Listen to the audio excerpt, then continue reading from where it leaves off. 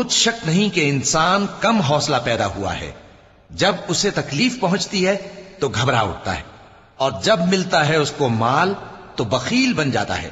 مگر نماز ادا کرنے والے جو نماز کا التزام رکھتے اور ہمیشہ پڑھتے ہیں، اور جن کے مال میں حصہ مقرر ہے، یعنی مانگنے والے کا اور نہ مانگنے والے کا، اور جو روز جزا کو سچ سمجھتے ہیں، اور جو اپنے پروردگار کے عذاب سے خوف رکھتے ہیں، بے شک ان کے پروردگار کا عذاب ہے ہی ایسا کہ اس سے بے خوف نہ ہوا جائے۔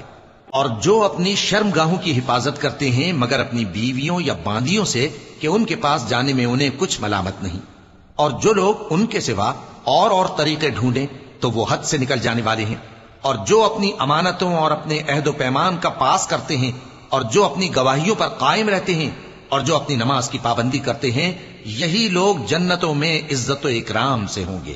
تو اے نبی، ان کافروں کو کیا ہوا ہے کہ تمہاری طرف دوڑے چلے آتے ہیں، دائیں اور بائیں سے گروہ گروہ ہو کر جمع ہوتے جاتے ہیں؟ کیا ان میں سے ہر شخص یہ امید رکھتا ہے کہ نعمت کے باغ میں داخل کیا جائے گا؟ ہرگز نہیں۔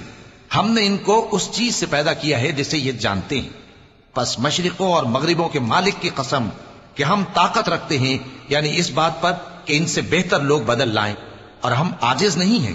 تو اے پیغمبر، ان کو باطل میں پڑے رہنے اور کھیل لینے دو، یہاں تک کہ جس دن کا ان سے وعدہ کیا جاتا ہے وہ ان کے سامنے آ موجود ہو۔ اس دن یہ قبروں سے نکل کر اس طرح دوڑیں گے جیسے کسی مقابلے کے نشان کی طرف دوڑے جا رہی ہوں۔